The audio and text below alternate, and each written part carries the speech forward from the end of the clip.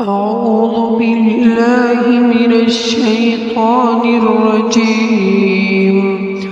بسم الله الرحمن الرحيم. إذا وقعت الواقعة ليس لوقعتها كاذبة خافضة رافعة إذا رجت الأرض رجا وبست الجبال بسا فكانت هباء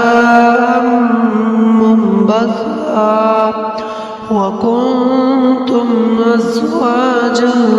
ثلاثا فأصحاب الميمنة ما أصحاب الميمنة وأصحاب المشأمة ما أصحاب المشأمة والسابقون السابقون أولئك المقربون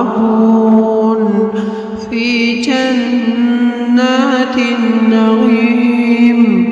ثلة من الأولين وقليل من الآخرين على سرر موضونة متكئين عليها متقابلين يطوف عليهم ولدان مخلدون بأكواب وأباريق وكأس من معين لا يصدعون عنها ولا ينزفون وفاكهة مما يتخيرون ولحم طير مما يشتهون وحور عين كأمثال اللؤلؤ المكنون جزاء بما كانوا يعملون لا يسمعون فيها لغوا ولا تأثيما إلا قيلا سلاما سلاما وأصحاب اليمين ما أصحاب اليمين في سدر مخضود وطلح منضود وظل ممدود وماء مسكوب وفاكهة كثيرة لا مقطوعة ولا ممنوعة وفرش مرفوعة إنا أنشأناهن إنشاء فجعلناهن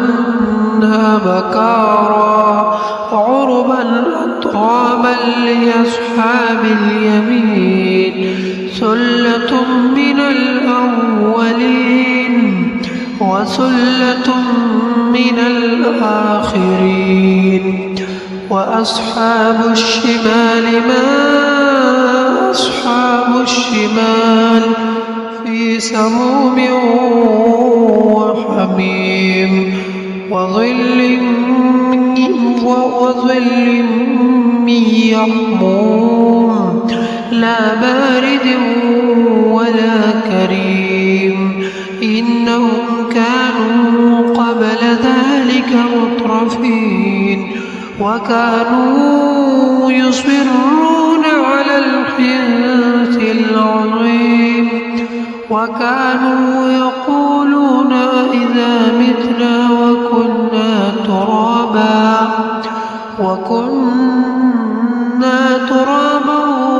وعظاما أئنا لمبعوثون أوآباؤنا الأولون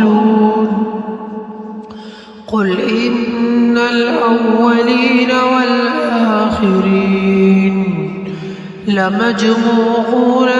إلى ميقات يوم معلوم ثم إنكم أيها الضالون المكذبون لآكلون من شجر من زقوم فمالئون منها البطون فشاربون عليه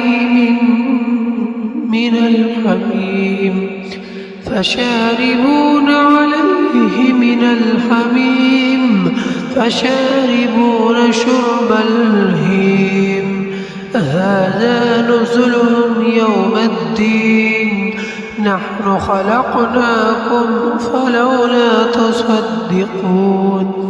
أفرأيتم ما تمنون أأنتم تخلقونه أم نحن الخالقون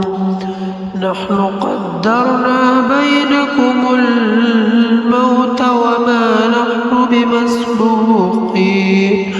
على أن نبدل أمثالكم وننشئكم فيما لا تعلمون ولقد علمتم النشأة الأولى فلولا تذكرون أفرأيتم ما تحرثون أأنتم تزرعونه أم نحن الزارعون لو نشاء لجعلناه حطاما فظلتم تفكهون إنا لمغرمون بل نحن محرومون